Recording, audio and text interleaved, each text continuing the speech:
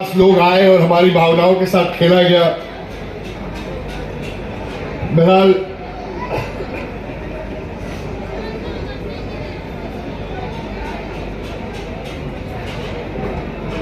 अब आते हैं चुनाव पर। हमारे सामने कुछ लोग चुनाव लड़ रहे हैं।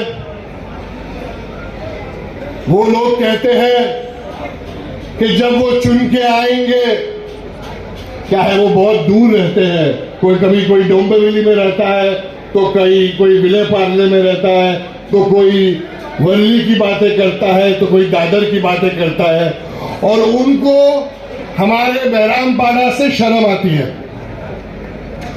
वो अपने ही प्रोफाइल पे सोशल मीडिया पे डालते हैं कि जब अगर वो चुन के आएंगे तो सबसे पहले बहरामपाड़ा को साफ कर देंगे। वो कहते हैं कि खेल नगर से बहराम आने के लिए उनको आधा घंटा लगता है, तो उनको अगर आधा घंटा लगता है तो वो चाहते हैं कि स्टेशन के आसपास जो भी झोपड़े हैं, एक मार्ग हो या जो भी हो, उसे टूटना चाहिए। हमारे सामने जो चुनाव लड़ रहे हैं वो पहले ही कह रहे हैं कि वो बहरामपाड़ा साफ करेंगे, मगर वो ये नहीं जानते कि पहले तो बहरामपाड़ा पे अगर उंगली पे उठाने के लिए, उधर आने के लिए उसको हमके ऊपर जाना पड़ेगा।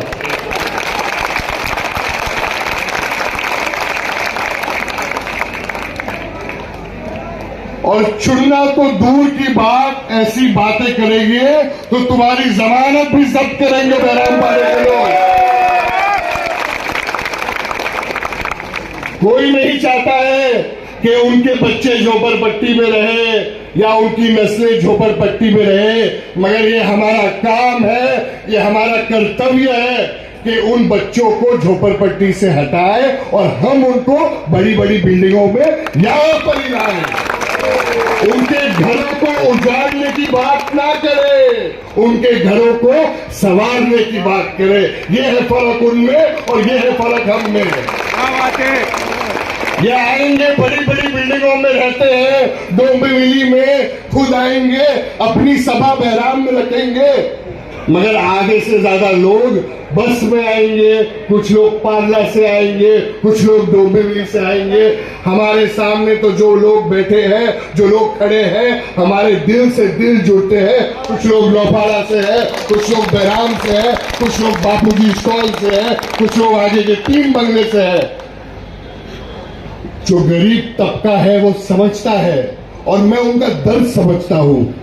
और सबसे ज्यादा अगर किसी को दर्द था गरीबों के लिए तो वो थे मेरे वालिद साहब।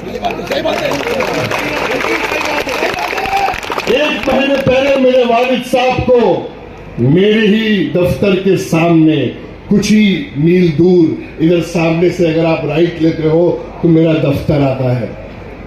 मुझे याद है वो रात 12 अक्टूबर की, 1 महीने और 4 दिन पहले, जब मैं और मेरे पापा ऑफिस में बैठे थे। फहीम भाई इधर है, फहीम भाई भी थे।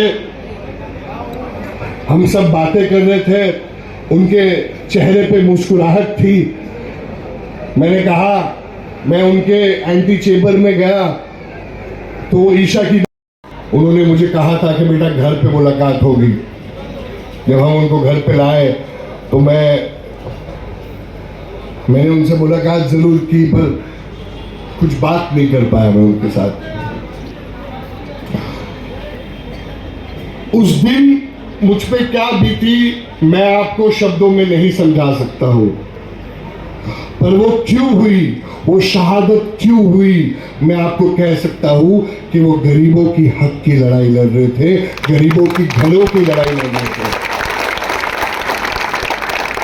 आप सबको पता है, कुछ ही महीनों पहले मुझ पे एक आमदार पर भी एफआईआर हुआ था। मैंने क्या गलत किया था? यहाँ पे ज्ञानेश्वर नगर में मैं गया था, मैंने कहा था कि मेरे लोगों पे अत्याचार